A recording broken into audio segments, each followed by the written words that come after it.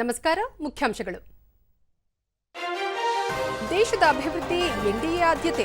ಇಂಡಿ ಒಕ್ಕೂಟದಿಂದ ತುಷ್ಟೀಕರಣ ರಾಜಕಾರಣ. ಪ್ರಧಾನಿ ನರೇಂದ್ರ ಮೋದಿ.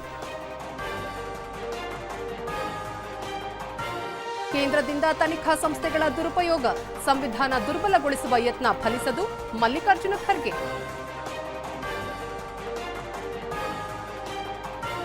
ಶೀಘ್ರದಲ್ಲೇ ಸ್ಥಳೀಯ ಸಂಸ್ಥೆಗಳಿಗೆ ಚುನಾವಣೆ. ಪಕ್ಷದ ಕಾರ್ಯಕರ್ತರು ನಾಯಕರು ಸಜ್ಜುಗೊಳ್ಳಲು ಕರೆ. ಉಪಮುಖ್ಯಮಂತ್ರಿ ಡಿಕೆ ಶಿವಕುಮಾರ್. ಹಾಗೂ ರಾಜ್ಯದಲ್ಲಿ ಕಳೆದ 1 ವರ್ಷದಲ್ಲಿ ಅಭಿವೃದ್ಧಿ ನಿರ್ಲಕ್ಷ್ಯ. ಕಾನೂನು ಸುವ್ಯವಸ್ಥೆ ಸಂಪೂರ್ಣ ಕುಸಿತ. ಬಸವರಾಜ ಬೊಮ್ಮಾಯಿ.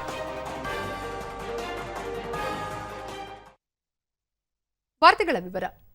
ಪ್ರಧಾನಿ ನರೇಂದ್ರ ಮೋದಿ ಉತ್ತರ ಪ್ರದೇಶದ ಪ್ರಯಾಗ್ರಾಜ್ನಲ್ಲಿ ಇಂದು ಚುನಾವಣಾ ಪ್ರಚಾರ ಸಭೆ ನಡೆಸಿದರು. ಸಮಾವೇಶ ಉದ್ದೇಶಿಸಿ ಪ್ರಧಾನಿ ಬಿಜೆಪಿ ಅಭಿವೃದ್ಧಿ ಹಾಗೂ ಪರಂಪರೆಯ ಮಂತ್ರದೊಂದಿಗೆ ಮುನ್ನಡೆಯುತ್ತಿದೆ. ಆದರೆ ಐಎನ್ಡಿಎ ಒಕ್ಕೂಟದಿಂದ ದೇಶದ ಅಭಿವೃದ್ಧಿ ಸಾಧ್ಯವಿಲ್ಲ ಎಂದು ಇಡೀ ದೇಶಕ್ಕೆ ಮನವರಿಕೆಯಾಗಿದೆ ಎಂದು ಹೇಳಿದರು. ಕಾಂಗ್ರೆಸ್ ಪಕ್ಷದಲ್ಲಿ ತುಷ್ಟೀಕರಣದ ರಾಜಕೀಯಕ್ಕಾಗಿ ಸ್ಪರ್ಧೆ ನಡೆಯುತ್ತದೆ. ಕಾಂಗ್ರೆಸ್ ಮತ್ತು ಸಮಾಜವಾದಿ ಪಕ್ಷಗಳು ಅಭಿವೃದ್ಧಿಯ ವಿರೋಧಿಗಳಾಗಿವೆ ಎಂದು ಹೇಳಿದರು.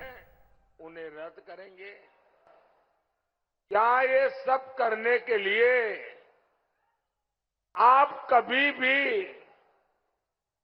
ये इंडी अलायंस वालों को, सपा कांग्रेस वालों को एक भी वोट देंगे क्या? देंगे क्या?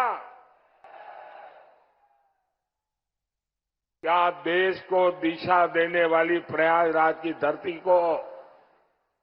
ಇದಕ್ಕೂ ಮುನ್ನ ಪ್ರಧಾನಿ ಬಿಹಾರದ ಪೂರ್ವ ಚಂಪಾರಣ್ ಜಿಲ್ಲೆಯ ಮೋತಿಹಾರಿಯಲ್ಲಿ ಚುನಾವಣಾ ಪ್ರಚಾರ ಸಭೆಯಲ್ಲಿ ಪಾಲ್ಗೊಂಡರು. ಸಮಾವೇಶ ಉದ್ದೇಶಿಸಿ ಬಿಹಾರದ ಚಂಪಾರಣದಿಂದ ಬಾಪೂಜಿ ಅವರು ಸತ್ಯಾಗ್ರಹ ಮತ್ತು ಸ್ವಚ್ಛಗ್ರಹವನ್ನು ಆರಂಭಿಸಿದ್ದರು. ದೇಶ ಸ್ವತಂತ್ರಗೊಂಡ ಬಳಿಕ ಇದನ್ನೇ ಪ್ರೇರಣೆಯಾಗಿಟ್ಟುಕೊಂಡು ಕಾಂಗ್ರೆಸ್ ಪಕ್ಷ ದೇಶದಲ್ಲಿ ಸ್ವಚ್ಛತೆಯ ಅಭಿಯಾನವನ್ನು ನಡೆಸಬೇಕಿತ್ತು. ಸ್ವಚ್ಛ ದೇಶ ನಿರ್ಮಿಸುವ ಮೂಲಕ ಬಾಪೂಜಿ ಅವರಿಗೆ ಅರ್ಥಪೂರ್ಣ ನಮನ ಸಲ್ಲಿಸಬೇಕಾಗಿತ್ತು. ಬಾಪೂಜಿ ಕನಸನ್ನು ನನಸು ಮಾಡಲು ಕಾಂಗ್ರೆಸ್ಗೆ ಸಾಕಷ್ಟು ಅವಕಾಶ ದೊರೆತಿತ್ತು. ಆದರೆ ಕಾಂಗ್ರೆಸ್ ಪಕ್ಷ ಅಧಿಕಾರಕ್ಕೆ ಬಂದ ದಿನವೇ ಬಾಪೂಜಿ ಅವರ ವಿಚಾರ ಆದರ್ಶಗಳನ್ನು ದೂರವಿಟ್ಟಿತು. ಕೇವಲ ಒಂದು ಕುಟುಂಬವನ್ನು ಬೆಳೆಸುವ ಯತ್ನ ನಡೆಸಿತು ಎಂದು ಆರೋಪಿಸಿದರು. पूज्य बापू की स्वच्छता की जो अपेक्षा थी, देश में स्वच्छता एक संस्कार बनाकर बापू को सबसे बड़ी श्रद्धांजलि देने का उन लोगों को अवसर मिला था. लेकिन उन्होंने सत्ता में आने के पहले दिन ही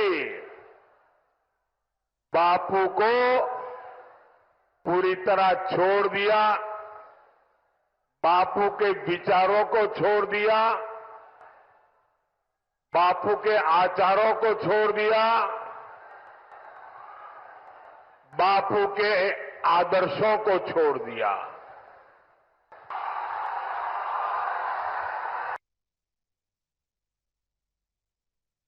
ಬಿಜೆಪಿ ರಾಷ್ಟ್ರೀಯ ಅಧ್ಯಕ್ಷ ಜೆಪಿ ನಡ್ಡಾ ಹರಿಯಾಣದ ರೋಹಟಕ್ನಲ್ಲಿ ಇಂದು ರೋಡ್ ಶೋ ನಡೆಸಿದರು.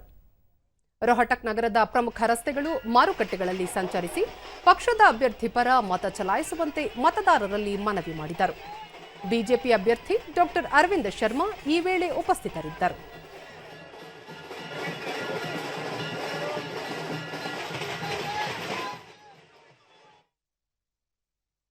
ಕೇಂದ್ರ ಗೃಹ ಸಚಿವ ಅಮಿತ್ ಶಾ ಒಡಿಶಾದ ಸಂಬಲ್ಪುರದಲ್ಲಿ ಇಂದು ಚುನಾವಣಾ ಪ್ರಚಾರ ಸಭೆ ನಡೆಸಿದರು.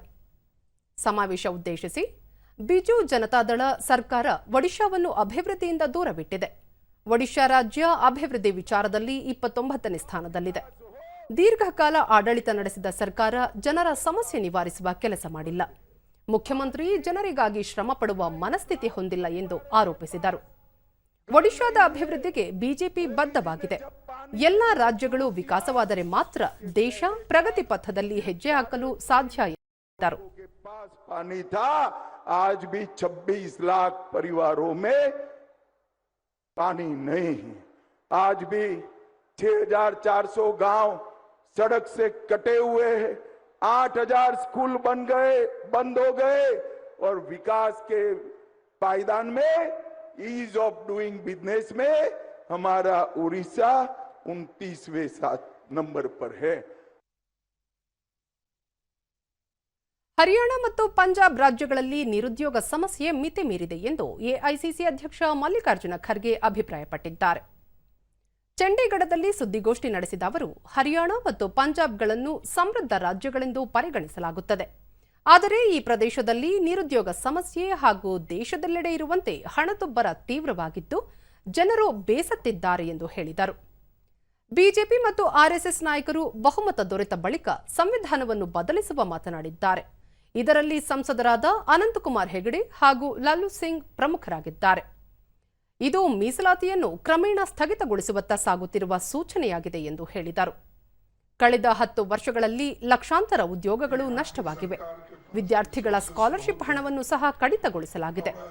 ಜಾರಿ ನಿರ್ದೇಶನಾಲಯ, ಸಿಬಿಐ ಮತ್ತು ಆದಾಯ ತೆರಿಗೆ ಇಲಾಖೆಯಂತಹ ತನಿಖಾ ಸಂಸ್ಥೆಗಳನ್ನು ದುರುಪಯೋಗಪಡಿಸಿಕೊಳ್ಳಲಾಗುತ್ತಿದೆ. ಸಂವಿಧಾನವನ್ನು ದುರ್ಬಲಗೊಳಿಸುವ ಪ್ರಯತ್ನ ನಡೆದಿದೆ ಎಂದು ಆರೋಪಿಸಿದರು. आज हम देख रहे हैं कि 2024 में इस राज्य के ऊपर कुल 70,000 करोड़ था. 2014 तक था. 2014 और 2024 के बीच ये कर्ज बढ़कर 3,16,000 करोड़ रुपए हो गया. ಕೇಂದ್ರ ವಾರ್ತಾ ಮತ್ತು ಪ್ರಸಾರ ಸಚಿವ ಅನುರಾಗ್ ಸಿಂಗ್ ಠಾಕೂರ್ ಹಿಮಾಚಲ ಪ್ರದೇಶದಲ್ಲಿ ಚುನಾವಣಾ ಪ್ರಚಾರದಲ್ಲಿ ಭಾಗಿಯಾಗಿದ್ದಾರೆ.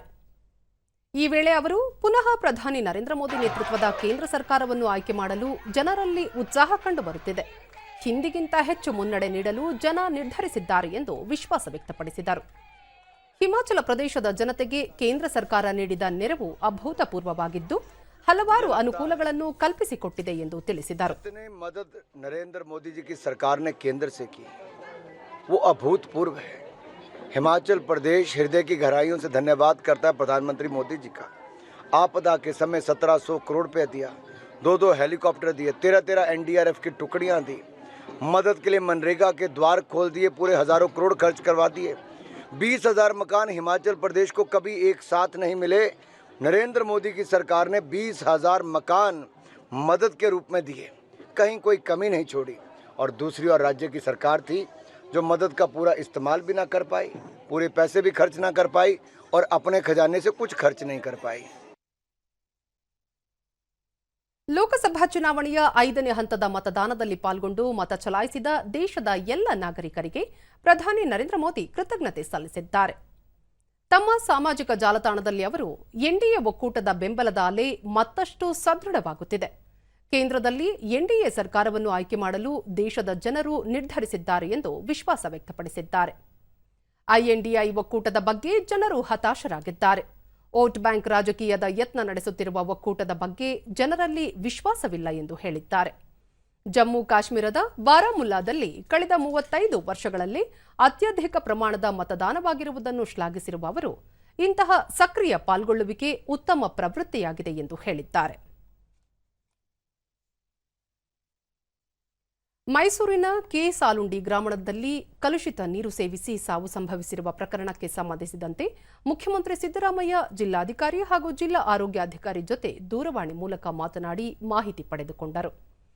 ನೀರು ಕಲುಷಿತಗೊಳ್ಳಲು ಕಾರಣವೇನು ಎಂಬುದನ್ನು ಪತ್ತೆ ಹಚ್ಚಿ ಸೂಕ್ತ ಕ್ರಮ ಕೈಗೊಳ್ಳುವಂತೆ ಅಧಿಕಾರಿಗಳಿಗೆ ಸೂಚನೆ ನೀಡಿದರು. ಕಲುಷಿತ ನೀರು ಸೇವನೆಯಿಂದ ಅಸ್ವಸ್ಥರಾಗಿ ಆಸ್ಪತ್ರೆಗೆ ದಾಖಲಾಗಿರುವವರ ಚಿಕಿತ್ಸೆಗೆ ಸೂಕ್ತ ವ್ಯವಸ್ಥೆ ಮಾಡುವಂತೆ ಆದೇಶಿಸಿದ್ದಾರೆ.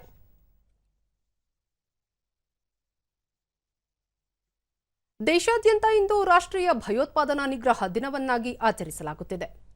ಮಾಜಿ ಪ್ರಧಾನಿ ರಾಜೀವ್ ಗಾಂಧಿ ಅವರು 1991ರ ಇದೇ ದಿನ ಚೆನ್ನೈ ಸಮೀಪದ ಶ್ರೀ ಪೆರಂಬೂರಿನಲ್ಲಿ ಎಲ್ಟಿಟಿಇ ಆತ್ಮಾಹುತಿ ಬಾಂಬ್ ದಾಳಿಕೋರರಿಂದ ಹತ್ಯೆಯಾದ ಹಿನ್ನೆಲೆಯಲ್ಲಿ ಪ್ರತಿ ವರ್ಷ ಈ ದಿನವನ್ನು ರಾಷ್ಟ್ರೀಯ ಭಯೋತ್ಪಾದನಾ ನಿಗ್ರಹ ದಿನವನ್ನಾಗಿ ಆಚರಿಸಲಾಗುತ್ತಿದೆ.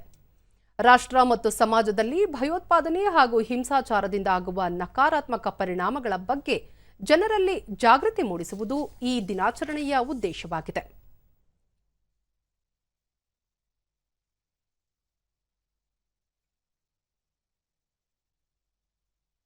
ಇಂದು ದಿವಂಗತ ಪ್ರಧಾನಿ ರಾಜೀವ್ ಗಾಂಧಿ ಅವರ 33ನೇ ಪುಣ್ಯತಿಥಿ.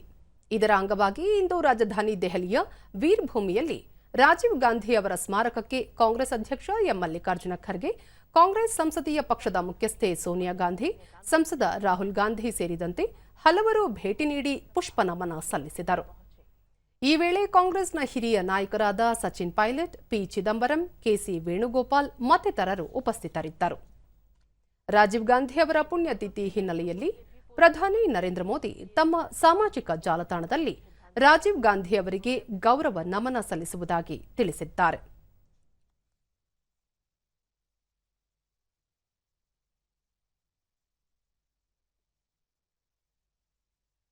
ಮಾಜಿ ಪ್ರಧಾನಿ ರಾಜೀವ್ ಗಾಂಧಿ ಅವರ ಪುಣ್ಯ ಸ್ಮರಣೆಯ ಅಂಗವಾಗಿ ವಿಧಾನಸೌಧದ ಸಮ್ಮೇಳನ ಸಭಾಂಗಣದಲ್ಲಿ ನಡೆದ ಕಾರ್ಯಕ್ರಮದಲ್ಲಿ ಭಯೋತ್ಪಾದನಾ ವಿರೋಧಿ ದಿನ ಆಚರಿಸಲಾಯಿತು. ಈ ವೇಳೆ ಮುಖ್ಯಮಂತ್ರಿ ಸಿದ್ದರಾಮಯ್ಯ ಅವರು ಸರ್ಕಾರಿ ಸಿಬ್ಬಂದಿಗೆ ಭಯೋತ್ಪಾದನಾ ವಿರೋಧಿ ಪ್ರತಿಜ್ಞಾ ವಚನ ಬೋಧಿಸಿದರು. ಕಾರ್ಯಕ್ರಮದಲ್ಲಿ ಸರ್ಕಾರದ ಮುಖ್ಯ ಕಾರ್ಯದರ್ಶಿ ರಜನೀಶ್ ಗೋಯಲ್ ಸೇರಿದಂತೆ ಹಿರಿಯ ಅಧಿಕಾರಿಗಳು ಉಪಸ್ಥಿತರಿದ್ದರು.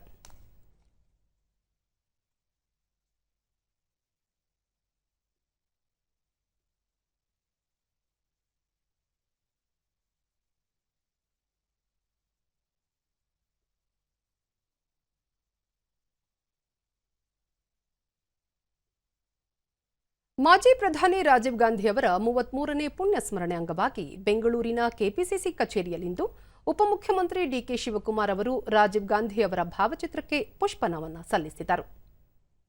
ಈ ವೇಳೆ ಸಚಿವ ಈಶ್ವರ್ ಖಂಡ್ರೆ, ಕೆಪಿಸಿಸಿ ಕಾರ್ಯಾಧ್ಯಕ್ಷ ಜಿಸಿ ಚಂದ್ರಶೇಖರ್, ವಿಧಾನ ಪರಿಷತ್ ಮುಖ್ಯ ಸಚೇತಕ ಸಲೀಂ ಅಹಮದ್, ಕೆಪಿಸಿಸಿ ಉಪಾಧ್ಯಕ್ಷ ಎಂ ನಾರಾಯಣಸ್ವಾಮಿ, ಮಾಜಿ ಸಚಿವೆ ರಾಣಿ ಸತೀಶ್ ಸೇರಿದಂತೆ ಮತ್ತಿತರರು ಉಪಸ್ಥಿತರಿದ್ದರು.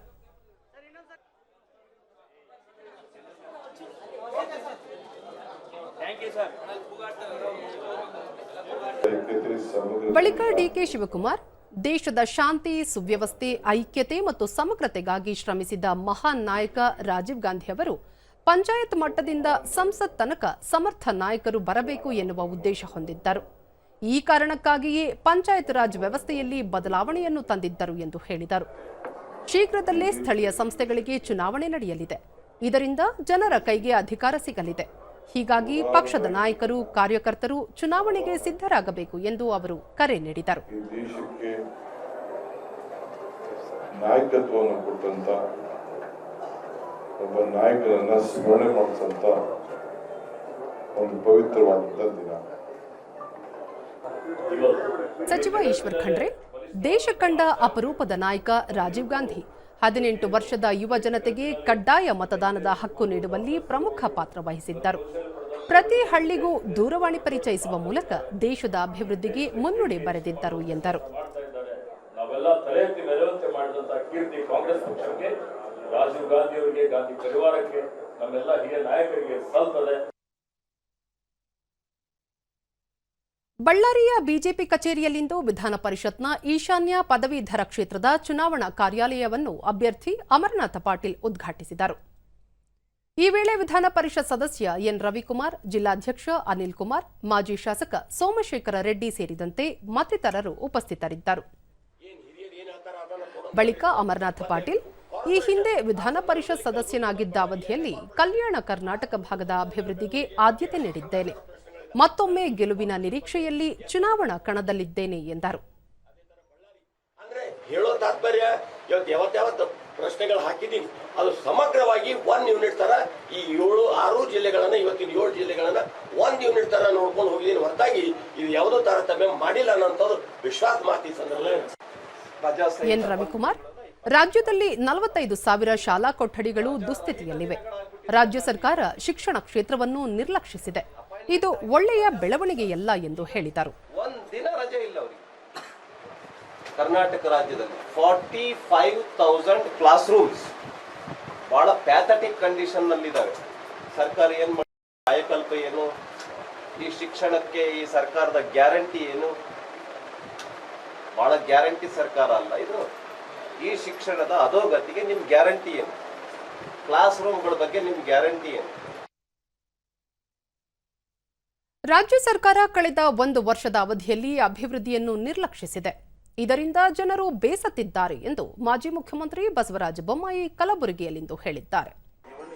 ರಾಷ್ಟ್ರೀಯ ಶಿಕ್ಷಣ ನೀತಿ ಬದಲಾಗಿ ರಾಜ್ಯ ಶಿಕ್ಷಣ ನೀತಿ ತರುವ ಮೂಲಕ ರಾಜ್ಯ ಸರ್ಕಾರ ವಿದ್ಯಾರ್ಥಿಗಳು ಮತ್ತು ಪೋಷಕರಲ್ಲಿ ಗೊಂದಲ ಸೃಷ್ಟಿಸಿದೆ. ಇದು ಪಾಲಕರು ಮತ್ತು ಶಿಕ್ಷಕರ ವಲಯದಲ್ಲಿ ಬೇಸರಕ್ಕೆ ಕಾರಣವಾಗಿದೆ ಎಂದರು. ರಾಜ್ಯದಲ್ಲಿ ಬರಗಾಲದ ಕಾಮಗಾರಿಗಳನ್ನು ಸಮರ್ಪಕವಾಗಿ ಕೈಗೊಳ್ಳುತ್ತಿಲ್ಲ.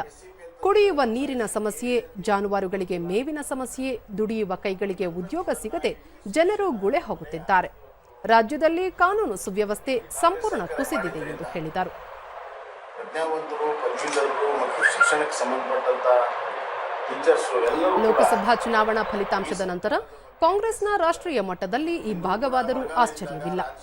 ದೇಶದಲ್ಲಿ 3ನೇ ಬಾರಿಗೆ ಪ್ರಧಾನಿ ನರೇಂದ್ರ ಮೋದಿ ಅಧಿಕಾರಕ್ಕೆ ಬರಲಿದ್ದಾರೆ ಎಂದು ವಿಶ್ವಾಸ ವ್ಯಕ್ತಪಡಿಸಿದರು. ಇವರು ತಮ್ಮ ಪಕ್ಷದಿಂದ ಒಂದು ನಯಾ ಪೈಸೆಯನ್ನು ಕೂಡ ಖರ್ಚು ಮಾಡಲಿಲ್ಲ. ಕುಡಿಯೋ ನೀರು ಖರ್ಚು ಮಾಡಲಿಲ್ಲ.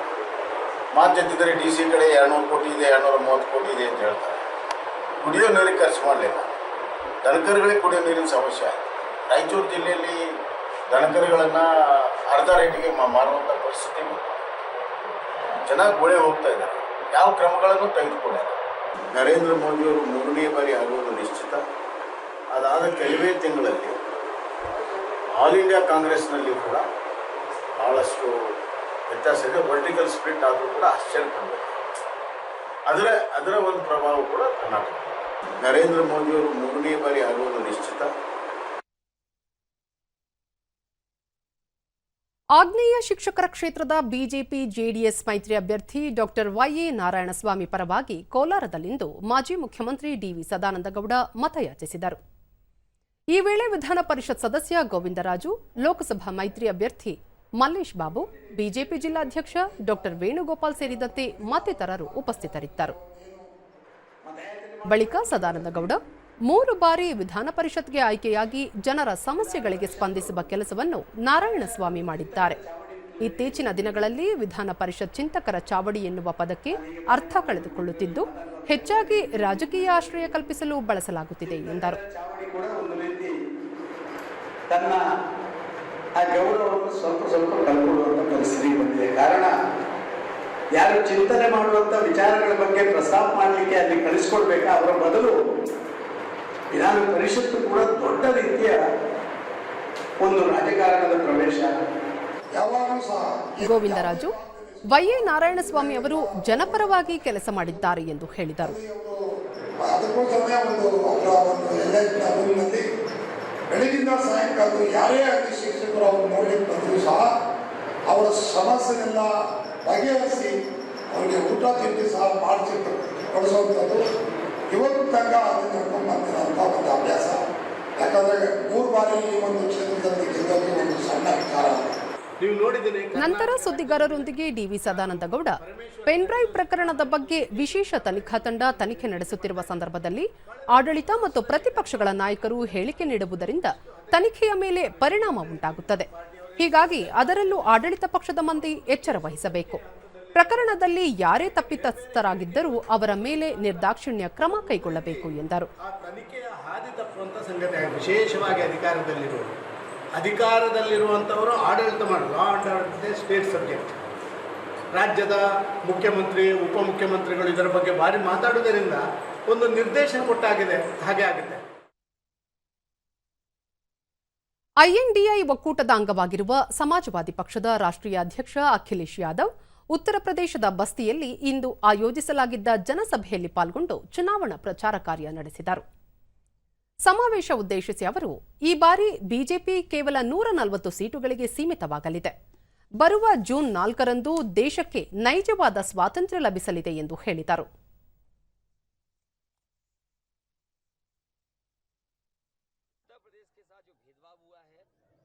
बिजली का प्लांट लगाया समाजवादियों ने बगल में, क्या बिजली सस्ती हुई कि महंगी हो गई? मीटर लगा करके इन्होंने बिजली महंगी कर दी। और इस देश का और उत्तर प्रदेश का नौजवान अग्निवीर वाली व्यवस्था फौज की कभी स्वीकार नहीं कर सकता।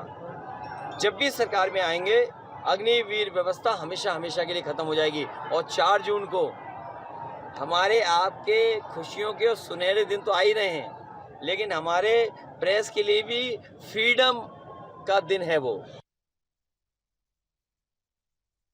ಕರ್ನಾಟಕ ರಾಜ್ಯ ಕಾನೂನು ಸೇವೆಗಳ ಪ್ರಾಧಿಕಾರ ಮತ್ತು ಪತ್ರಕರ್ತರ ಸಂಘದ ಆಶ್ರಯದಲ್ಲಿ ಉಡುಪಿಯಲ್ಲಿಂದು ಪೋಕ್ಸೋ ಕಾಯ್ದೆ ಕುರಿತು ಮಾಹಿತಿ ನೀಡುವ ವಿಶೇಷ ಕಾರ್ಯಕ್ರಮಕ್ಕೆ ಜಿಲ್ಲಾ ಮತ್ತು ಸತ್ರ ನ್ಯಾಯಾಲಯದ ಪೋಕ್ಸೋ ನ್ಯಾಯಾಧೀಶ ಶ್ರೀನಿವಾಸ ಸುವರ್ಣ ಚಾಲನೆ ನೀಡಿದರು. ಈ ವೇಳೆ ಕಾನೂನು ಸೇವೆಗಳ ಪ್ರಾಧಿಕಾರದ ಸದಸ್ಯ ಕಾರ್ಯದರ್ಶಿ ಪ್ರಮೀಳಾ, ಪೋಕ್ಸೋ ನ್ಯಾಯಾಲಯದ ಸರ್ಕಾರಿ ಅಭಿಯೋಜಕ ವೈಟಿ ರಾಘವೇಂದ್ರ, ಜಿಲ್ಲಾ ಕಾರ್ಯನಿರತ ಪತ್ರಕರ್ತರ ಸಂಘದ ಅಧ್ಯಕ್ಷ ರಾಜೇಶ್ ಶೆಟ್ಟಿ ಸೇರಿದಂತೆ ಹಲವರು ಉಪಸ್ಥಿತರಿದ್ದರು. ಬಳಿಕ ನ್ಯಾಯಾಧೀಶರಾದ ಶ್ರೀನಿವಾಸ ಸುವರ್ಣ, ಸ್ವತಂತ್ರ ಬಂದು ಇಷ್ಟು ವರ್ಷಗಳು ಕಳೆದರೂ ಜನರಿಗೆ ಮೂಲಭೂತ ಹಕ್ಕುಗಳು ಸಂಪೂರ್ಣವಾಗಿ ತಲುಪದೇ ಇರುವುದು ಶೋಚನೀಯ. ಹೆಣ್ಣು ಮಕ್ಕಳಿಗಾಗಿ ವಿಶೇಷ ಕಾನೂನುಗಳಿದ್ದರೂ ಅವರ ಮೇಲಿನ ದೌರ್ಜನ್ಯ ಮುಂದುವರೆದಿದೆ. ಇದನ್ನು ತಡೆಯುವುದು ಪ್ರತಿಯೊಬ್ಬರ ಜವಾಬ್ದಾರಿ ಎಂದು ಹೇಳಿದರು. ಮೂಲಭೂತ ಹಕ್ಕುಗಳಿರುತ್ತೆ, ಮೂಲಭೂತ ಸೌಲಭ್ಯಗಳಿದೆ. ಆದರೂ ಕೂಡ ಈ ಮೂಲಭೂತ ಹಕ್ಕುಗಳು ಅಥವಾ ಸೌಲಭ್ಯಗಳು ಜನರಿಗೆ ಇನ್ನೂ ಕೂಡ ತಲುಪಿಲ್ಲ. ಅದು ವಿಷಾದನೀಯ. ಯಾಕೆಂದರೆ ಮೂಲಭೂತ ಹಕ್ಕುಗಳಲ್ಲಿ ಮಹಿಳೆಯರಿಗೆ, ಹೆಣ್ಣು ಮಕ್ಕಳಿಗೆ ಆರ್ಟಿಕಲ್ 14, 15, 16, 39 ಎಗಳಲ್ಲಿ ವಿಶೇಷವಾದ ಸೌಲಭ್ಯವನ್ನು ಕಲ್ಪಿಸಲಾಗಿದೆ. ಆ ನಿಟ್ಟಿನಲ್ಲಿ ವೈಟಿ ರಾಘವೇಂದ್ರ, ಆರೋಗ್ಯಕರ ಸಮಾಜ ನಿರ್ಮಿಸುವುದರಲ್ಲಿ ಮಾಧ್ಯಮಗಳ ಪಾತ್ರ ಮಹತ್ವದ್ದು. ಪೋಕ್ಸೋ ಪ್ರಕರಣಗಳಲ್ಲಿ ಪತ್ರಕರ್ತರು ಜವಾಬ್ದಾರಿಯಿಂದ ವರ್ತಿಸಬೇಕು ಎಂದು ಸಲಹೆ ನೀಡಿದರು. ಪೋಕ್ಸೋ ಕಾಯ್ದೆಯಡಿಯಲ್ಲಿ ಈಗ ಬೇರೆ ಎಲ್ಲ ಆ್ಯಕ್ಟ್ಗಳಿವೆ, ಎಲ್ಲ ಇದೆ. ಈ ಪೋಕ್ಸೋ ಆ್ಯಕ್ಟಿನಲ್ಲಿ ಸೆಕ್ಷನ್ 23 ಸ್ಪೆಸಿಫಿಕ್ ಆಗಿ ಮೀಡಿಯಾಕ್ಕಿದೆ. ಮೀಡಿಯಾ ಮಾಧ್ಯಮಕ್ಕೆ ಸ್ಪೆಸಿಫಿಕ್ ಆಗಿ ಕೆಲವು ಕಟ್ಟುಪಾಡುಗಳನ್ನು ಕಲಂ 23ರಲ್ಲಿ ಕ್ಲಾಸ್ 1, 2, 3 ಅಂತ ಮಾಡಿಕೊಂಡು 23ರಲ್ಲಿ ಸ್ಪೆಸಿಫಿಕ್ ಆಗಿ ಈ ಆ್ಯಕ್ಟಿನಡಿಯಲ್ಲೇ ಇದೆ. ಪ್ರಮೀಳಾ, ಪೋಕ್ಸೋ ಪ್ರಕರಣದ ಸುದ್ದಿ ಪ್ರಚಾರದಲ್ಲಿ ಮಾಧ್ಯಮಗಳು ಜವಾಬ್ದಾರಿಯಿಂದ ವರ್ತಿಸಬೇಕು. ನ್ಯಾಯಾಲಯದ ಅನುಮತಿ ಇಲ್ಲದೆ ಆರೋಪಿಯ ವಿಳಾಸ ಮತ್ತು ಹೆಸರನ್ನು ಪ್ರಸಾರ ಮಾಡುವುದು ಅಪರಾಧ ಎಂದರು. ಹಲವಾರು ಮಕ್ಕಳಿಗೆ ಸಂಬಂಧಪಟ್ಟಂತೆ ಹಲವಾರು ಬಾಲ ಕಾರ್ಮಿಕತೆ ಇರ್ಬೋದು, ಬಾಲ್ಯ ವಿವಾಹಗಳಿರ್ಬೋದು, ಆದಷ್ಟು ಅವೆಲ್ಲ ನಾವು ತಡೆಯೋದಕ್ಕೆ ಸಾಧ್ಯನೇ ಇಲ್ಲ. ಉಡುಪಿ ಜಿಲ್ಲೆಯಲ್ಲಿ ಕಡಿಮೆ ಅಂತ ಅನ್ಬೋದು, ಸಂಪೂರ್ಣವಾಗಿ ಅದನ್ನು ನಿರ್ಮೂಲನೆ ಮಾಡೋದಕ್ಕೆ ನಮಗೆ ಸಾಧ್ಯ ಆಗಿಲ್ಲ. ಅಂತಹ ಪ್ರಕರಣಗಳು ಎಲ್ಲದಕ್ಕೂ ನಾನು ಈಗಾಗಲೇ ಹೇಳಿದಾಗ ಪತ್ರಿಕಾ ಮಾಧ್ಯಮದವರು ನಾನು ಸಮಾಜದ ಕನ್ನಡಿ ಅಂತ ಹೇಳಿದೆ. ಅವರು ನೀವು ಒಂದು ತೆರೆದ ಚಿತ್ರಣವನ್ನು ತೋರಿಸೋದ್ರಲ್ಲಿ ನಿಮ್ಮ ಪಾತ್ರ ಬಹಳ ಮುಖ್ಯ ಆಗಿರುತ್ತೆ. ಈ ಒಂದು ಉದ್ದೇಶದಿಂದ ಈ ಕಾಯ್ದೆಗಳನ್ನು ಅದರಲ್ಲೂ ಕಾರ್ಯಾಗಾರ ಮಾಡಿರೋದು ಬಹಳ ಮುಖ್ಯ ಅಂತ ಹೇಳ್ಬೋದು. ಭಾರತ ಆರ್ಥಿಕ ವೈಭವ ಸಾಧಿಸುವತ್ತ ದಾಪುಗಾಲಿಡುತ್ತಿದೆ ಎಂದು ಶ್ರೀಲಂಕಾದ ವಿದೇಶಾಂಗ ವ್ಯವಹಾರಗಳ ಸಚಿವ ಅಲಿ ಸಬ್ರೆ ಅಭಿಪ್ರಾಯಪಟ್ಟಿದ್ದಾರೆ. ಸುದ್ದಿ ಸಂಸ್ಥೆಯೊಂದಿಗೆ ಮಾತನಾಡಿದ ಅವರು, ಭಾರತದ ಆರ್ಥಿಕ ಪ್ರಗತಿ ವಲಯಕ್ಕಷ್ಟೇ ಅಲ್ಲ, ಶ್ರೀಲಂಕಾದಂತಹ ದೇಶಗಳಿಗೂ ಅನುಕೂಲವಾಗುತ್ತದೆ ಎಂದು ಹೇಳಿದ್ದಾರೆ. ಬಂದರು, ಮರುಬಳಕೆ, ಇಂಧನ ಮತ್ತು ಇತರ ಮೂಲಸೌಕರ್ಯ ವಲಯದಲ್ಲಿ ಶ್ರೀಲಂಕಾ ಹೂಡಿಕೆಯ ಅವಕಾಶಗಳನ್ನು ಹೊಂದಿದ್ದು, ಇದು ಉಭಯ ದೇಶಗಳಿಗೂ ಇದರಿಂದ ಲಾಭವಾಗಲಿದೆ. ಭಾರತ ಮತ್ತು ಶ್ರೀಲಂಕಾ ಹಿಂದಿನಿಂದಲೂ ಉತ್ತಮ ಸಂಬಂಧ ಹೊಂದಿವೆ ಎಂದು ಹೇಳಿದ್ದಾರೆ.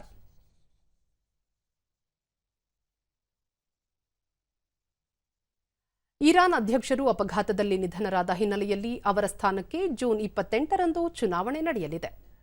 ಇರಾನ್ನ ಮೊದಲ ಉಪಾಧ್ಯಕ್ಷ ಮೊಹಮ್ಮದ್ ಮೊಖರ್, ನ್ಯಾಯಾಂಗದ ಮುಖ್ಯಸ್ಥ ಗೋಲಂ ಹುಸೇನ್ ಮೊಹಸಿನ್ ಈಜಿ, ಸಂಸತ್ ಸ್ಪೀಕರ್ ಮೊಹಮ್ಮದ್ ಬಕೀರ್ ಕ್ವಾಲಿಬಾಫ್ ಅವರನ್ನು ಒಳಗೊಂಡ ಉನ್ನತ ಮಟ್ಟದ ಸಭೆಯಲ್ಲಿ ಚುನಾವಣಾ ದಿನಾಂಕವನ್ನು ನಿಗದಿಪಡಿಸಲಾಗಿದೆ.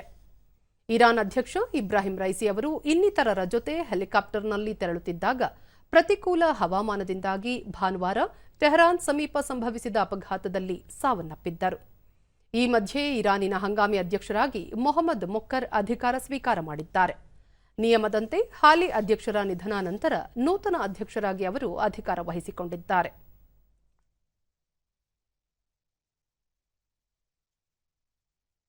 ಇರಾನ್ ಅಧ್ಯಕ್ಷ ಇಬ್ರಾಹಿಂ ರೈಸಿ ಅವರ ಸಾವಿನ ಹಿನ್ನೆಲೆಯಲ್ಲಿ ದೇಶಾದ್ಯಂತ ಇಂದು ಅವರ ಗೌರವಾರ್ಥ ಕೇಂದ್ರ ಸರ್ಕಾರ 1 ದಿನದ ಶೋಕಾಚರಣೆ ಘೋಷಿಸಿದೆ. ಈ ಸಮಯದಲ್ಲಿ ರಾಷ್ಟ್ರಧ್ವಜವನ್ನು ಅರ್ಧ ಮಟ್ಟದಲ್ಲಿ ಹಾರಿಸಲಾಗುತ್ತಿದೆ. ಸರ್ಕಾರದ ವತಿಯಿಂದ ಯಾವುದೇ ಅಧಿಕೃತ ಮನರಂಜನಾ ಕಾರ್ಯಕ್ರಮಗಳು ಇರುವುದಿಲ್ಲ. ವಿದೇಶಾಂಗ ಸಚಿವ ಡಾ ಎಸ್ ಜೈಶಂಕರ್ ರೈಸಿ ಅವರ ನಿಧನಕ್ಕೆ ತೀವ್ರ ತಾಪ ಸೂಚಿಸಿದ್ದಾರೆ. ರೈಸಿ ಹಾಗೂ ಹುಸೇನ್ ಅಮೀರ್ ಅವರು ಭಾರತ ಇರಾನ್ ನಡುವಿನ ಸಂಬಂಧ ಬಲವರ್ಧನೆಯಲ್ಲಿ ಅತ್ಯಂತ ಪ್ರಮುಖ ಪಾತ್ರ ವಹಿಸಿದ್ದರು ಎಂದು ಅವರು ತಮ್ಮ ಸಂದೇಶದಲ್ಲಿ ತಿಳಿಸಿದ್ದಾರೆ. ಇರಾನ್ ಅಧ್ಯಕ್ಷರ ಸಾವಿನ ಹಿನ್ನೆಲೆಯಲ್ಲಿ ಕರ್ನಾಟಕದಲ್ಲೂ ಸಹ ಇಂದು 1 ದಿನ ಶೋಕಾಚರಣೆ ಘೋಷಿಸಲಾಗಿದೆ. ಈ ಕುರಿತು ಸರ್ಕಾರ ಆದೇಶ ಹೊರಡಿಸಿದೆ.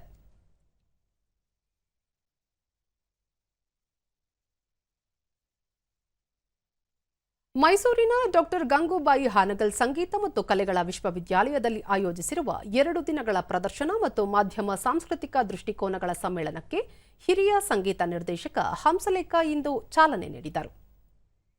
ಈ ಸಂದರ್ಭದಲ್ಲಿ ವಿಶ್ವವಿದ್ಯಾಲಯದ ಕುಲಪತಿ ಪ್ರೊಫೆಸರ್ ನಾಗೇಶ್ ವಿ ಬೆಟ್ಟಕೋಟೆ, ವಾಲ್ತಲಂ ವಿಶ್ವವಿದ್ಯಾಲಯದ ಪ್ರೊಫೆಸರ್ ಗೌರಿ ವಿಜಯಶಂಕರ್, ಸಂಗೀತ ವಿಶ್ವವಿದ್ಯಾಲಯದ ಕುಲಸಚಿವರಾದ ರೇಖಾ ಕೆಎಸ್, ಕೊಪ್ಪಳ ವಿಶ್ವವಿದ್ಯಾಲಯದ ಕುಲಪತಿ ಪ್ರೊಫೆಸರ್ ಬಿಕೆ ರವಿ ಸೇರಿದಂತೆ ಹಲವರು ಉಪಸ್ಥಿತರಿದ್ದರು.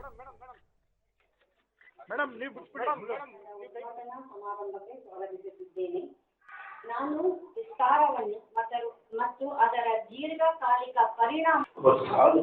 ಬಳಿಕ ಹಂಸಲೇಖ ಗಂಗೂಬಾಯಿ ಹಾನಗಲ್ ಅವರು 50 ವರ್ಷಗಳ ಕಾಲ ಗುರು ಪರಂಪರೆಯ ಮೂಲಕ ಅತ್ಯುತ್ತಮ ಸಾಧನೆ ಮಾಡಿದ್ದಾರೆ. ವಿದ್ಯಾರ್ಥಿಗಳು ಅವರ ಸಾಧನೆ ಮನಗಂಡು ಸಂಗೀತ ಕ್ಷೇತ್ರದಲ್ಲಿ ಯಶಸ್ಸು ಪಡೆಯಬೇಕು. ಡಾಕ್ಟರ್ ಗಂಗೂಬಾಯಿ ಹಾನಗಲ್ ಸಂಗೀತ ಮತ್ತು ಕಲೆಗಳ ವಿಶ್ವವಿದ್ಯಾಲಯ ಬುಡಕಟ್ಟು ಕಲೆಗಳ ಪ್ರದರ್ಶನಕ್ಕೂ ವೇದಿಕೆ ಕಲ್ಪಿಸಿಕೊಟ್ಟಿರುವುದು ಶ್ಲಾಘನೀಯ ಎಂದರು.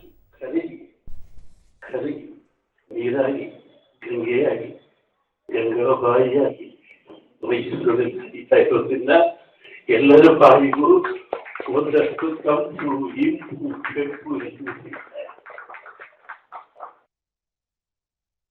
ಇನ್ನು ಹವಾವರ್ತಮಾನ. ರಾಜ್ಯದ ಕರಾವಳಿ ಮತ್ತು ದಕ್ಷಿಣ ಒಳನಾಡಿನ ಬಹುತೇಕ ಕಡೆ ಮತ್ತು ಉತ್ತರ ಒಳನಾಡಿನಲ್ಲಿ ಅಲ್ಲಲ್ಲಿ ಮಳೆಯಾಗಿದೆ. ದಕ್ಷಿಣ ಕನ್ನಡ ಜಿಲ್ಲೆಯ ಧರ್ಮಸ್ಥಳದಲ್ಲಿ ಅತಿ ಹೆಚ್ಚು 15 ಸೆಂಟಿಮೀಟರ್ ಮಳೆಯಾಗಿದೆ. ಉಳಿದಂತೆ ಯಲ್ಲಾಪುರ, ಚಾಮರಾಜನಗರ 10, ಸಂತೆಬೆನ್ನೂರು 8, ಉಪ್ಪಿನಂಗಡಿ, ಪಣಂಬೂರು, ಮಂಗಳೂರು, ಲಕ್ಷ್ಮೇಶ್ವರ, ಕೊಪ್ಪ, ಹುಂಚದಕಟ್ಟೆ 7, ಬೆಳ್ಳಟ್ಟಿ, ಕೋಣನೂರು, ಕುಶಾಲನಗರ, ಎನ್ಆರ್ಪುರ 6, ಗೋಕರ್ಣ, ಗುಬ್ಬಿ, ಕೊಟ್ಟಿಗೆಹಾರ, ತುಮಕೂರು, ಎಂಎಂ ಹಿಲ್ಸ್, ಪರಶುರಾಮಪುರ, ಕಮ್ಮರಡಿ, ರಾಮನಗರದಲ್ಲಿ 5 ಸೆಂಟಿಮೀಟರ್ ಮಳೆಯಾಗಿದೆ. ಕಲಬುರಗಿಯಲ್ಲಿ ಗರಿಷ್ಠ 38.8 ಡಿಗ್ರಿ ಸೆಲ್ಸಿಯಸ್ ತಾಪಮಾನ ದಾಖಲು. ಮುನ್ಸೂಚನೆಯಂತೆ ಮುಂದಿನ 7 ದಿನಗಳ ಕಾಲ ರಾಜ್ಯಾದ್ಯಂತ ಗುಡುಗು ಸಹಿತ ಭಾರೀ ಮಳೆ ನಿರೀಕ್ಷೆ. ಗಂಟೆಗೆ 40 ರಿಂದ 50 ಕಿಲೋಮೀಟರ್ ವೇಗದಲ್ಲಿ ಗಾಳಿ ಬೀಸುವ ಸಾಧ್ಯತೆ. ಮುಂದಿನ 2 ದಿನಗಳಲ್ಲಿ ಉತ್ತರ ಒಳನಾಡಿನ ಹಲವು ಭಾಗಗಳಲ್ಲಿ ತಾಪಮಾನ 2 ರಿಂದ 3 ಡಿಗ್ರಿ ಸೆಲ್ಸಿಯಸ್ ಏರಿಕೆ ಸಂಭವ. ಬೆಂಗಳೂರು ಸುತ್ತಮುತ್ತ ಸಾಮಾನ್ಯ ಮೋಡ ಕವಿದ ವಾತಾವರಣ, ಹಗುರ ಹಾಗೂ ಗುಡುಗು ಸಹಿತ ಮಳೆ ನಿರೀಕ್ಷೆ. ಗರಿಷ್ಠ 31, ಕನಿಷ್ಠ 22 ಡಿಗ್ರಿ ಸೆಲ್ಸಿಯಸ್ ದಾಖಲು ಸಾಧ್ಯತೆ.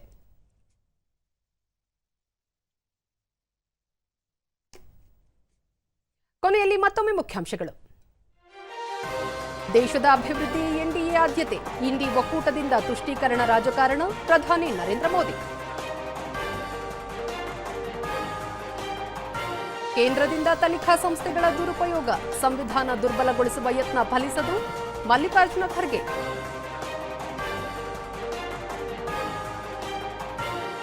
ಶೀಘ್ರದಲ್ಲೇ ಸ್ಥಳೀಯ ಸಂಸ್ಥೆಗಳಿಗೆ ಚುನಾವಣೆ, ಪಕ್ಷದ ಕಾರ್ಯಕರ್ತರು ನಾಯಕರು ಸಜ್ಜುಗೊಳ್ಳಲು ಕರೆ, ಉಪಮುಖ್ಯಮಂತ್ರಿ ಡಿಕೆ ಶಿವಕುಮಾರ್.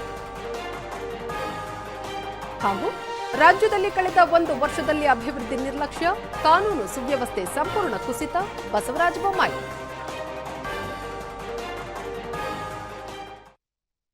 ವೀಕ್ಷಕರೇ, ನಮ್ಮ ವಾರ್ತಾ ಪ್ರಸಾರವನ್ನು ನೀವು ಡಿಡಿ ಚಂದನ ನ್ಯೂಸ್ ಯೂಟ್ಯೂಬ್ ಚಾನೆಲ್ನಲ್ಲೂ ವೀಕ್ಷಿಸಬಹುದು. ನಮ್ಮ ಮುಂದಿನ ವಾರ್ತಾ ಪ್ರಸಾರ ರಾತ್ರಿ 9 ಗಂಟೆಗೆ. ನಮಸ್ಕಾರ.